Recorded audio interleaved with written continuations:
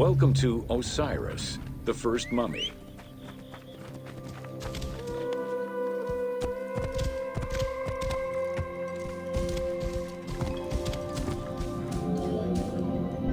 The oldest mummies recovered date from the Old Kingdom, though Egyptologists believe that mummification was in use much earlier than that. At first, the body was mummified through environmental desiccation, by leveraging the dryness of the environment and the heat of the climate. Early experimentations in mummification were conducted with the use of resin made from tree sap. Strips of linen were only used on some superficial parts of the epidermis of the hands or jaw.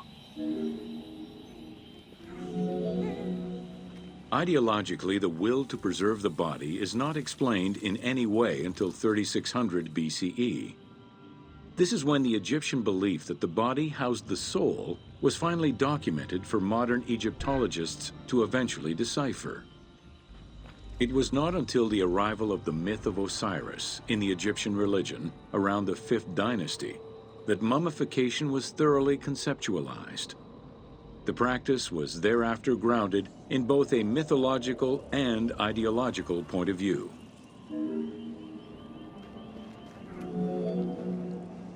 Osiris was mainly known as the god of the dead and the god of resurrection. The most well-known Genesis myth concerning Osiris is that of his dismemberment.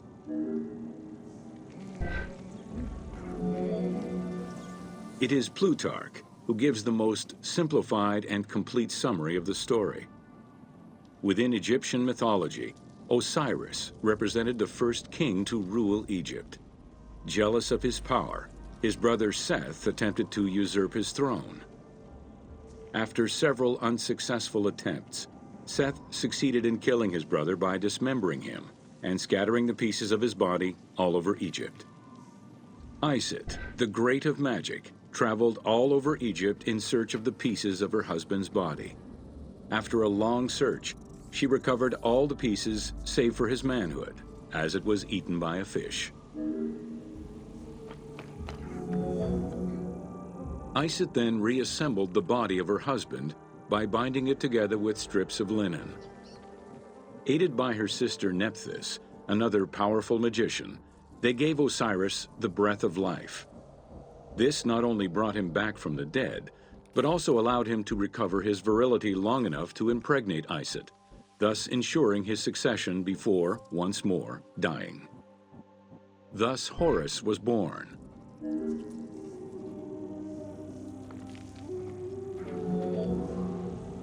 The ritual used to bring Osiris back to life essentially depicts how he became the first mummy. It is why, on the sarcophagi of kings, we often find Isis and Nephthys represented as the magicians who restore life to the deceased.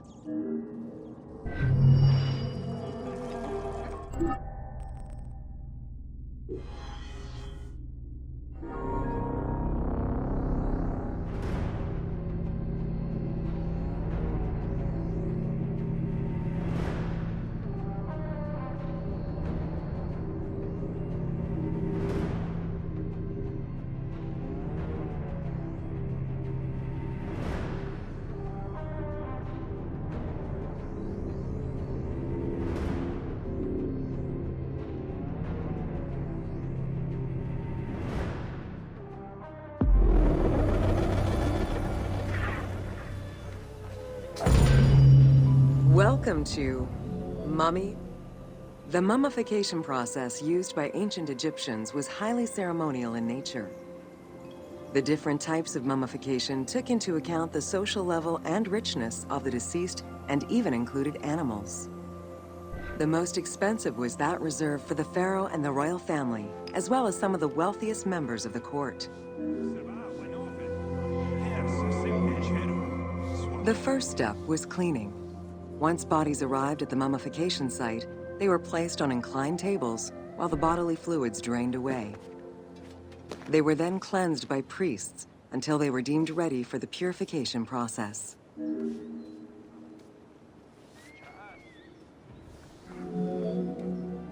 The purification of the body began with a libation from sacred water. The The priest then fumigated the body with terebinth resin. After the ritual cleansing, priests used oils, spices, and all kinds of essences to further purify the body of the deceased. Finally, all body hair was meticulously removed.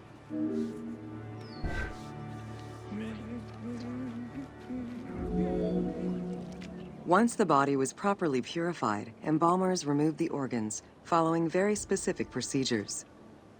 First, the brain was extracted by inserting a spoon through the nostril to break the ethmoid bone. Then, using a spatula, the pieces of the brain were removed as thoroughly as possible. What matter remained was extracted after a process of liquefaction, achieved through the use of a caustic liquid. The cranial box, once emptied, was rinsed and disinfected with palm wine, and then stuffed with strips of linen cloth and liquefied resin. After taking care of the brain, embalmers made an incision on the left flank and carefully set aside the viscera. The inside of the body was also rinsed with palm wine. Then the embalmers filled the belly with pure myrrh, cinnamon, and other perfumes and sewed it shut. The removed viscera were washed in palm wine and packed in crushed herbs before being placed in canopic jars.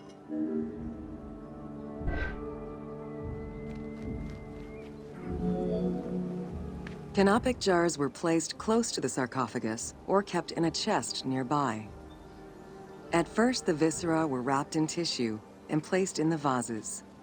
As the ritual requirements became more elaborate, ointments, spices, and even water and natron were added to the process.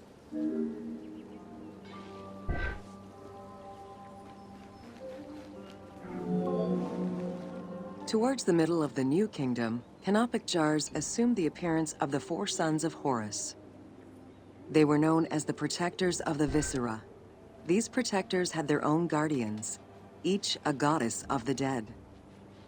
Imseti, the human-headed god, protected the liver and was protected by the goddess Iset. Hapi, the baboon-headed god, protected the lungs and was protected by the goddess Nephthys. Dumut-Ef, the jackal-headed god, protected the stomach and was protected by the goddess Neith. And finally, Kebesenuef, the falcon-headed god, protected the intestines and was protected by the goddess Selket.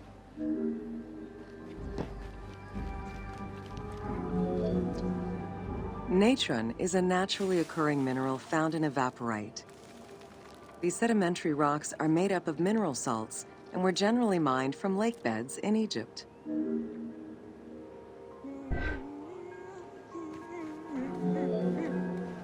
Embalmers used natron as a desiccant to dry the flesh and stop the corpse's putrefaction process. Once the body was cleansed and eviscerated, the deceased was covered in natron for about 40 days. Once desiccated, the body was prepared to be wrapped in strips of linen.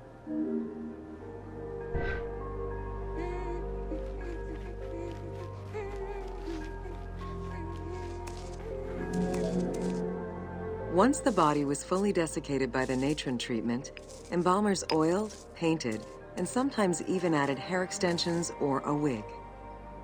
They often used a henna-based antiseptic preparation to give the body a more colorful and lively appearance while preparing it to resist molds and fungi.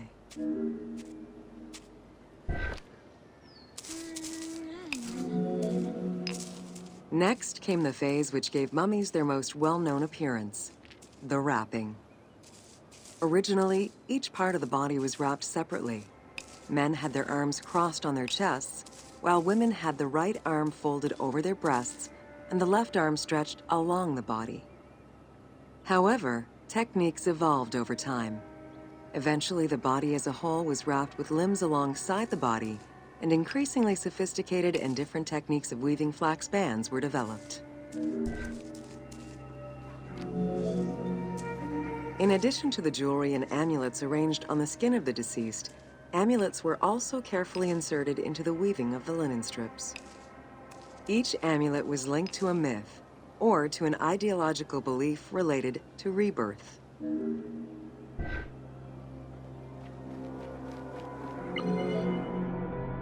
Masks were an important part of a mummy's finery. Early wooden funeral coverings were very expensive, however, and soon replaced by masks created through a technique known as cartonnage. Masks fashioned with this method were created by laying several layers of linen or papyrus pulp on a base made of mud or straw. Cartonnage was used for more than funerary masks. Ornaments and the animal coffins of the late period were also made in such a fashion.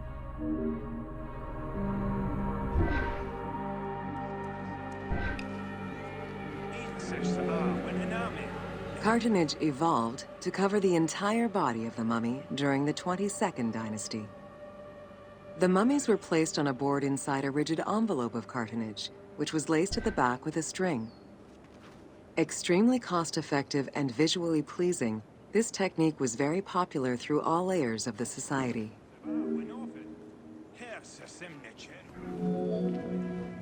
Cartonnage envelopes were usually covered with inscriptions and polychrome decorations, specifying the names and titles of the deceased, scenes depicting daily life, or decorations specific to the funerary world. This was a true gift for Egyptologists eager to study the funerary rites of the ancient Egyptians.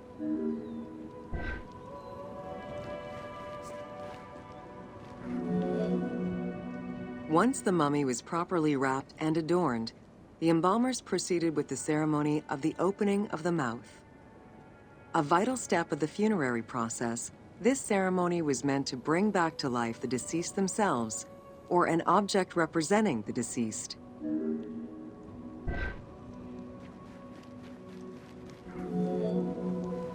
There were no less than 75 different stages for the opening of the mouth.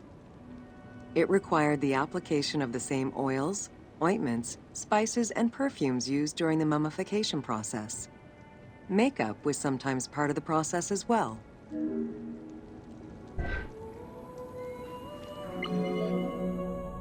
The last stage of this long ritual was the act of touching the mouth with the adze to symbolically allow the breath of life to infuse an inert body. Its performance was reserved for a very specific set of people: priests who wore the mask of the god Anubis, a close relative of the family, or by the heir to the throne.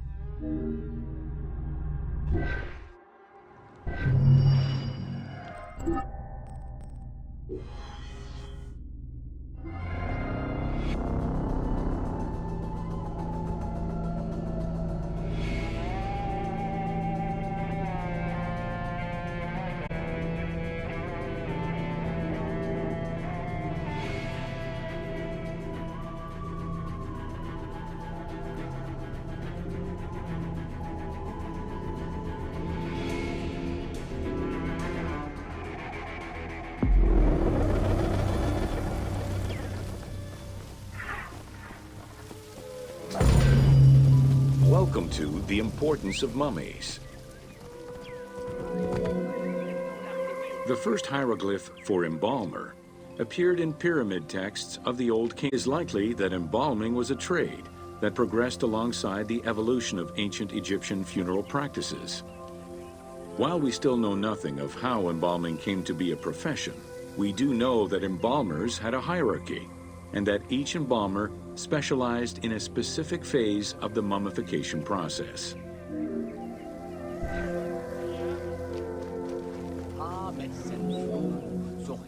The mummification techniques were jealously guarded by embalmers from generation to generation. Despite their efforts, Herodotus and Diodorus discovered their methods in late antiquity, but historians were skeptical about the validity of the texts. It remained a mystery until two teams of modern medical legal scientists confirmed the process in 1994 and again in 2011.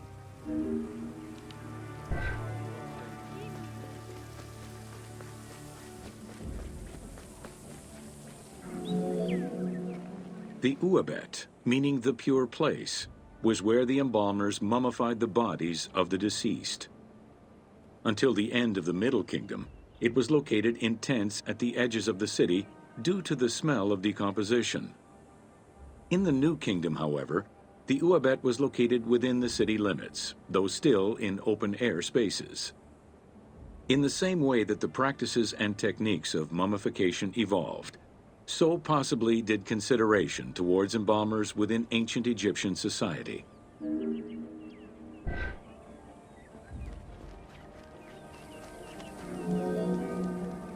The pharaoh had access to the most elaborate of mummification rituals.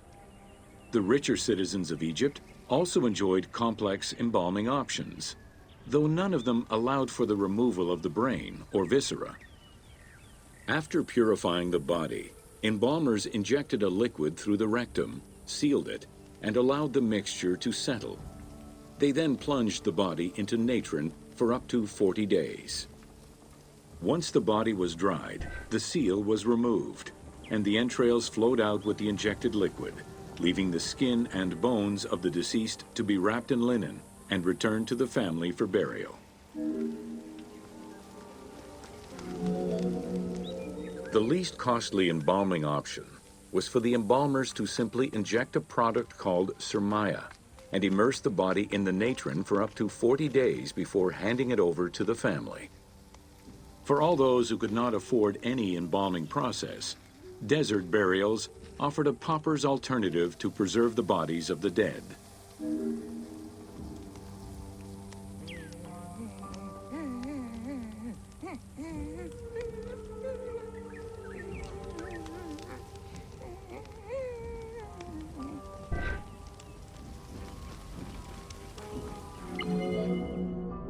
Egyptian civilization has always appealed to Westerners, even before the Greek and Roman invasions.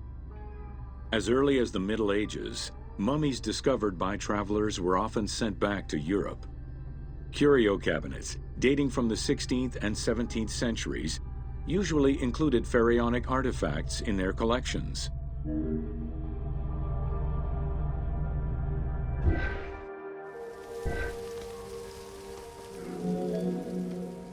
The Egyptomania phenomenon was heralded by Napoleon Bonaparte's Egyptian campaign, which lasted from 1798 to 1802. The following years were marked by a resurgence of interest from rich enthusiasts and scholars who exposed Egypt to the general populace. Many research societies focusing on Egyptology were founded during those years.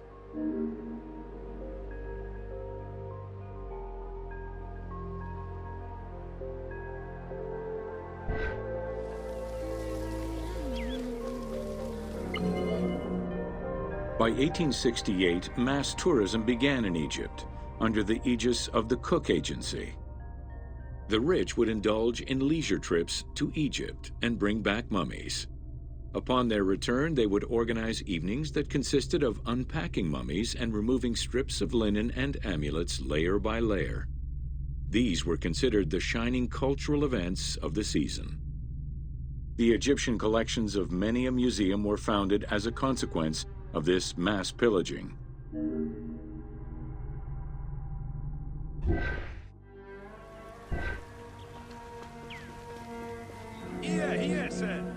Thanks to those dubious parties, the fantasy of a mummy coming back to life, seeking revenge on its defilers, was born. The mummy malediction myth has remained steady in popular culture ever since, particularly in written media and cinema.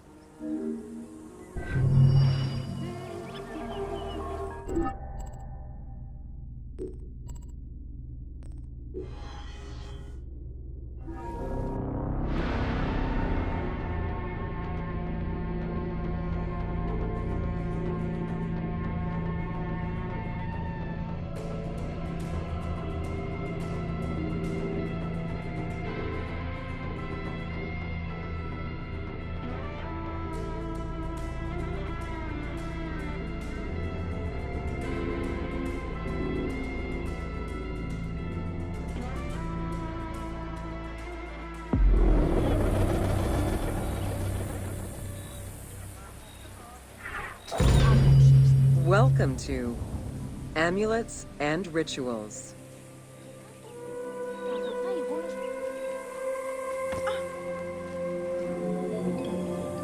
Ancient Egyptians believed the world was a chaotic place, filled with supernatural forces. They knew that art and words gave life and power to things. Carved with images from hieroglyphs or in the shapes of gods, amulets were highly personal objects that warded off dangers and disease while attracting success. Some amulets were temporary, intended to solve a specific problem, while others were meant to be worn forever into the afterlife.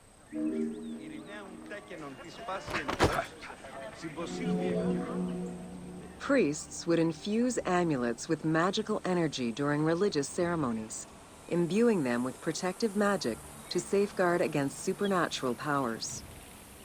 The wealthiest of Egyptians could obtain a divinely ordained pendant in which was hidden a magic formula inscribed on a piece of papyrus. It would act as a unique spell tailored to the owner.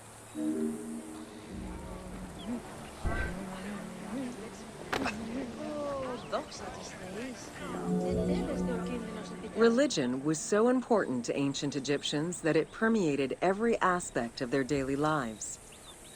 Since water was the source of life and had the symbolism of purifying the body and the soul, all daily routines began with ablutions.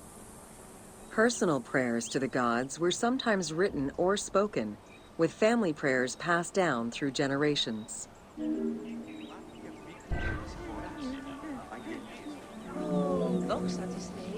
There was a complete calendar of each of the religious days, both good and bad, illustrating the appropriate daily rituals. Along with wine, milk, and ointments, offerings to the gods consisted of small amulets to life-size statues and family shrines. During the Greco-Roman period, offerings to the gods consisted of mummified animals, cats for Bastet, dogs for Anubis, and birds for Thoth.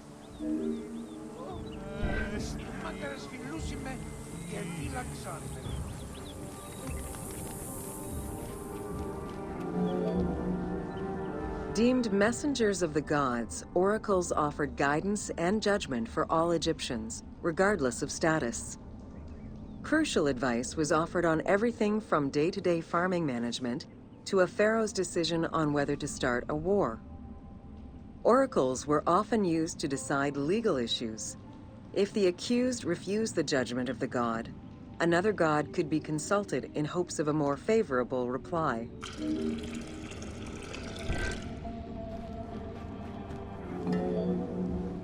It was oracles that guided the Greek sailor Batos to the coast of Libya, where he founded a colony known as Cyrene.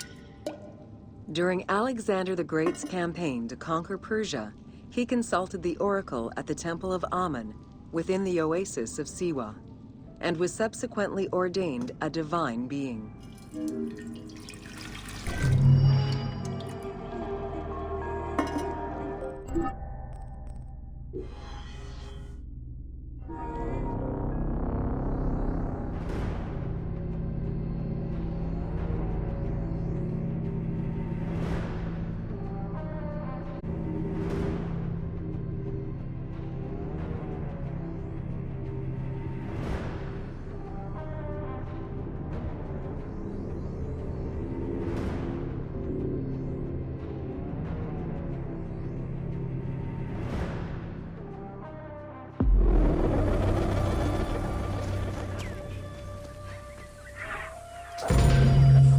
Welcome to Temples and Rituals of Ancient.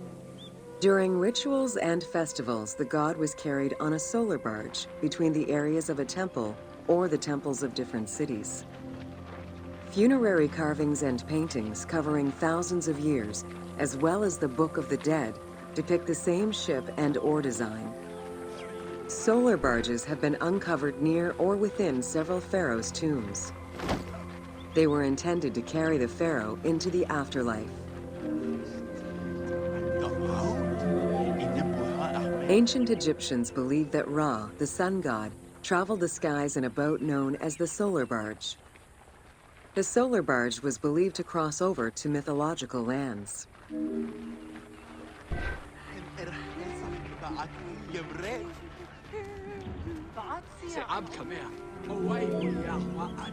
The god Ra believed mankind was conspiring against him.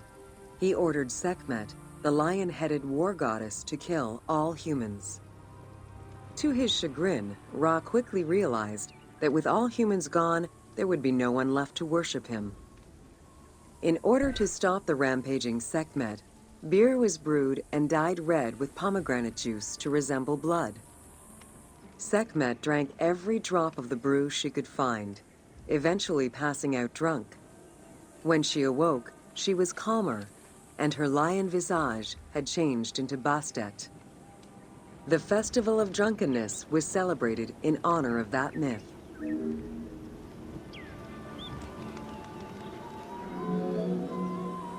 Unlike the daily rituals that took place in the temple and were performed by priests, festivals allowed the entire population of the city to participate. Festivals helped mark the passing of the seasons in the agricultural calendar. In reflecting the cycles of life, festivals offered a sense of consistency and structure for the regular citizens, thus reinforcing the sense of order that pharaohs were to provide for the citizens of Egypt as part of their godly duties.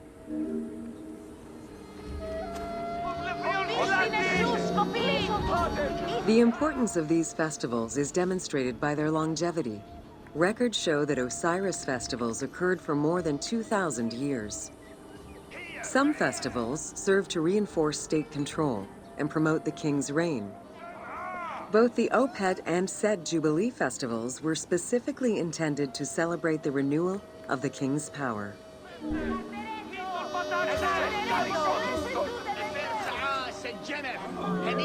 Several types of priests, scribes, and servants. The high priest was known as the prophet. Some divinities had up to 4 prophets, and they were the ones to perform the most advanced and complex rituals.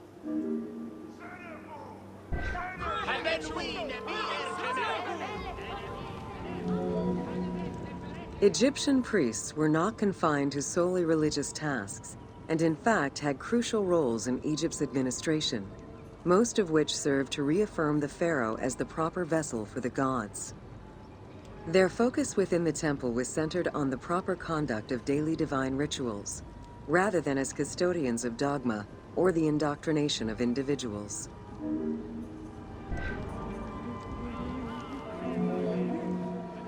Scribes were custodians of the sacred sciences. Some priests were associated with the funeral rites and were considered the group with medical knowledge. The servants of the Ka were low-ranking priests who carried food and offerings in funerary rituals. Lector priests were distinguished by their ability to read, and their main duty was to recite specialized religious texts in both temple and funerary rituals.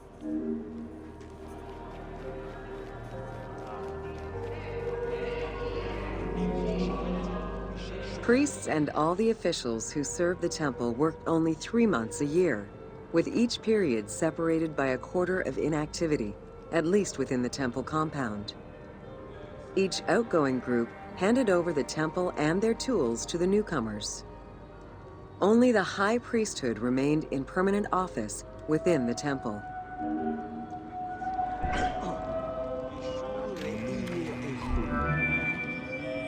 The most sacred part of the temple was referred to as Jeser Jeseru, the Holy of Holies. The most sacred inner sanctuary was where the shrine to the temple deity was located. Only priests were allowed within. Offerings were given, and rituals unseen by even the pharaoh were performed. While the team chose to allow any character access to this space in some game temples, normally it was reserved for priests alone.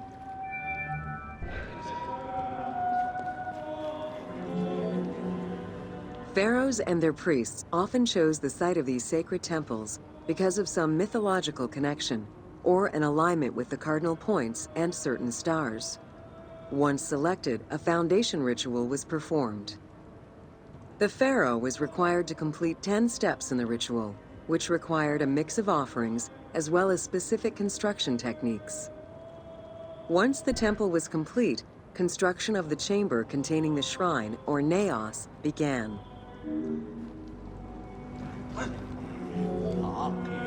The naos was where the god statue stood. The representation of the deity was usually in stone or wood and decorated with gold, silver, and precious stones. Smaller temples had only one naos, while larger complexes, such as the Temple of Karnak, had many chambers to honor gods, such as Amun, Ptah, and Osiris. Each statue was believed to be a receptacle for the presence or essence of the gods Ka, enabling it to take a physical form. Through the statue, the god came to the shrine to eat, drink, and communicate with the pharaoh, or with the priests standing in for the pharaoh.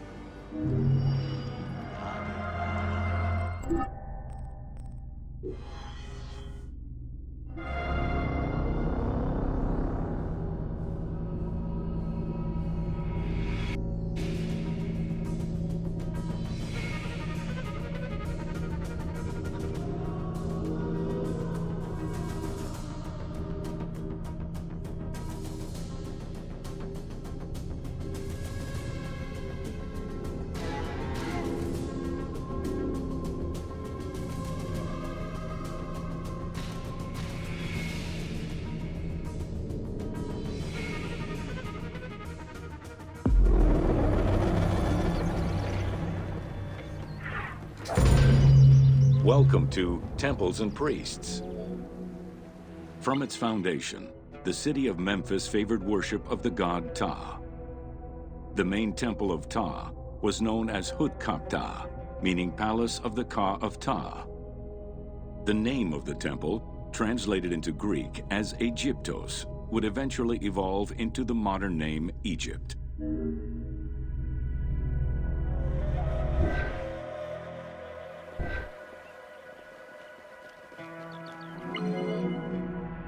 Temples were the center of religious, political, and economic life in ancient Egypt. These sacred places were viewed as the literal home of the gods and goddesses. As such, every aspect of them required care and reverence, all of which was accomplished through elaborate ritual.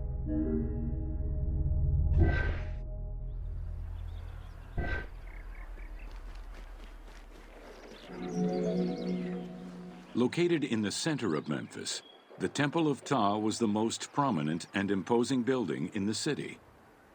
The long walkway leading toward the temple, known as the Dromos, was guarded by rows of sphinxes. The entire sacred area was designed to keep the statue of the god protected, deep within the sacred enclosures that surrounded it.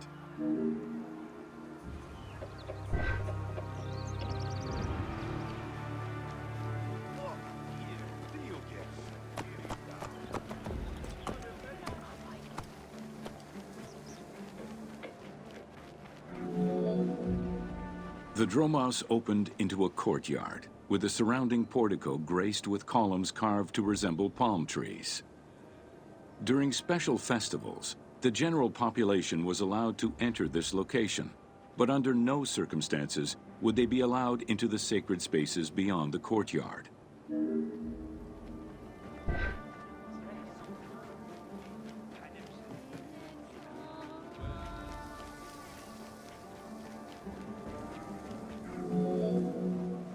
The Memphis Alabaster Sphinx was discovered in 1912, almost completely buried in water and sand.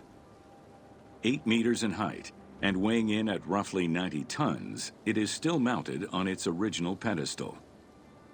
Though it is called the Alabaster Sphinx, it was in fact carved from common calcite rock, which is similar in appearance and texture to alabaster.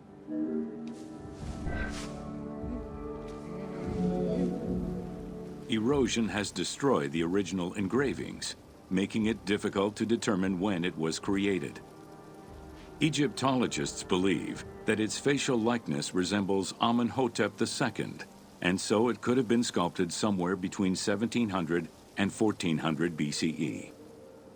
It is believed that this monument once stood outside of the Temple of Ptah and was integrated into subsequent extensions to the complex.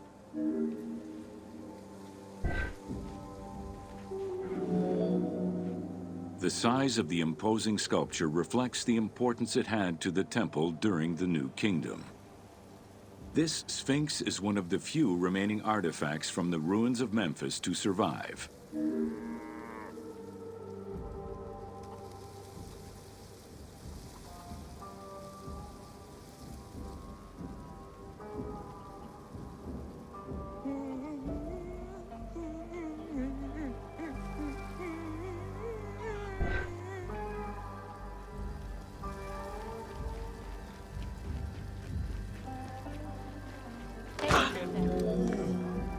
In Egyptian culture, some animals were associated with gods, while others were considered to be living gods. The Apis bull was believed to be a divine entity. The earliest mention of the Apis bull in ancient Egypt goes back as far as the first Egyptian dynasty.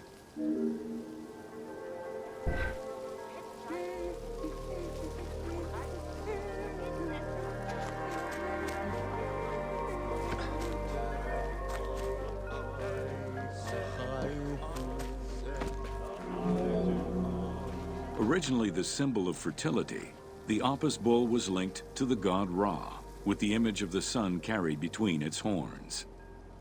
Later it was associated with Osiris, the ruler of the underworld, thus becoming the funerary divinity Osiropis. During the 18th dynasty in Memphis, the Apis bull's association with the city's deity earned it the title Herald of Ptah. The Apis bull was so revered that even Alexander the Great, upon his arrival in Memphis, gave honor to Apis.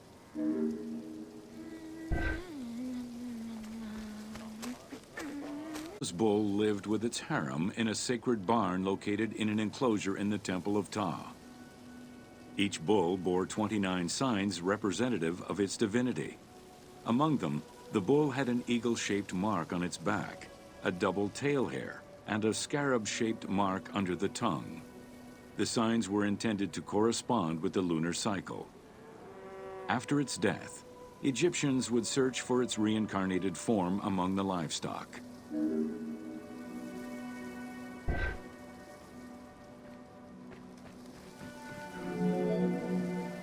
Like other living divinities, the mortal incarnation of the Apis bull was prayed to, and when it died, it was given a luxurious funeral, which included mummification. Until the reign of Ramses II, the Apis bulls were buried in individual graves in Saqqara. During the 26th dynasty, the bodies of the bulls were buried in enormous stone vats in the underground corridors of the Serapeum of Memphis.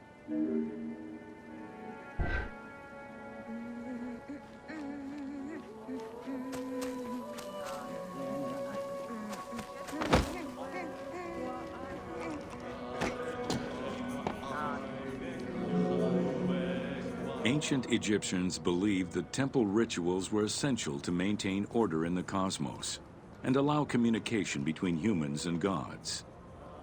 The pharaoh was required to bring offerings as part of a twofold promise made to the gods, to remain a just ruler and to prevent chaos from entering Egypt.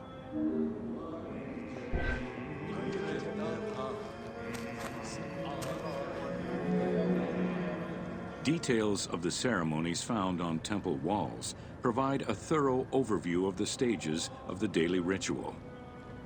Performed 3 times a day to mirror human mealtimes, each step of the highly symbolic ceremony was accompanied by specific recitations, many of which referred to mythical events. What's the first? The high priest would first awaken the sleeping god with a chant. Then the seals of the shrine's doors were broken and the bolts drawn back. The act of swinging open the doors was a symbolic gesture where sight was granted to the deity. The priest would then bow and kiss the ground.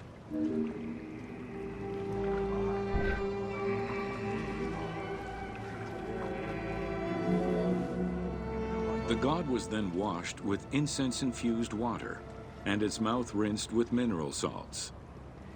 The cleansing was followed by adorning the statue with jewels and royal garments. The final ritual required the priest to sweep away any footprints in order to prevent evil from approaching the god.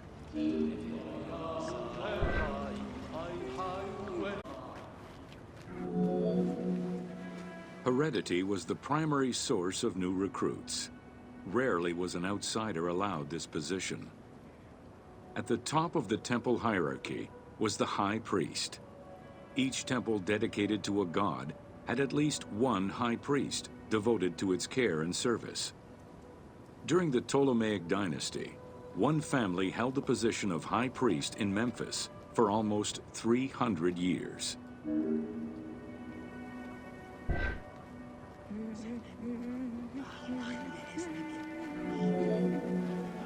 High priest candidates made their way up the ranks of the temple hierarchy. The one chosen to occupy the lofty position of high priest was usually confirmed by the pharaoh. Several of the high priests were also important officials in the government. Families sharing the highest priesthood titles tended to make many alliances, thereby gaining more land and wealth. Shifting balances of power sometimes resulted in more or less open conflicts between the priesthood and the pharaohs.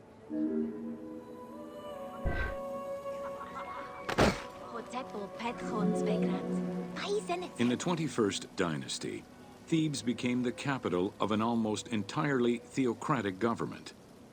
The city was headed by king priests who spoke and governed in the name of the god Amun, in open opposition to the ruling pharaohs. These king priests caused a massive decentralization of power, known as the Third Intermediate Period.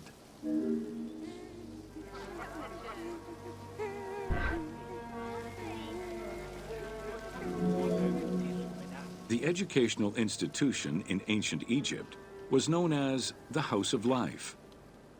Attended by the offspring of the elite and the clergy, it was a place tailored to the social status of its attendees. The earliest references to this type of institution date back to royal decrees of the Old Kingdom.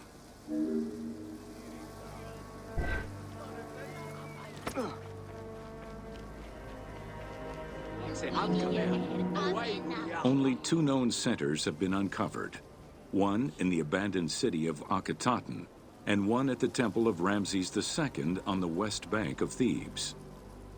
Inscriptions uncovered in those locations mention the names and titles of people who were connected with the House of Life, such as a chief physician and many scribes. It is presumed that by the late kingdom, every temple had a House of Life. The House of Life offered training for the elite, destined for occupations such as astronomers, doctors, veterinarians, diplomats, architects, translators, or theologians. Some institutions focused on specific disciplines, making them a central hub for the country.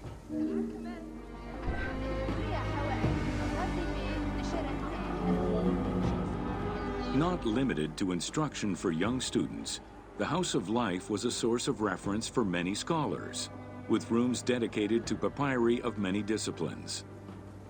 Because papyri were preserved there, the Greco-Romans referred to the House of Life as a library.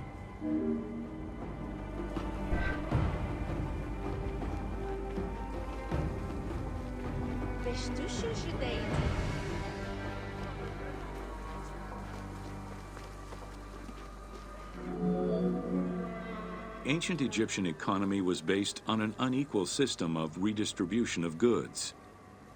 The state of Egypt collected the crops, and the temples distributed them throughout the provinces. Since the only people capable of counting and ensuring a fair redistribution were the educated scribes, this meant that the temples played a pivotal role in this process.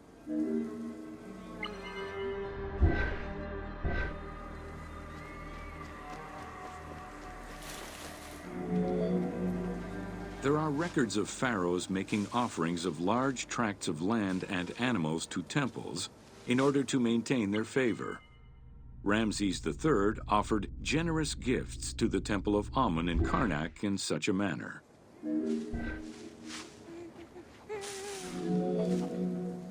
Palaces, warehouses, and granaries were built inside the temple compound to better control the redistribution of goods.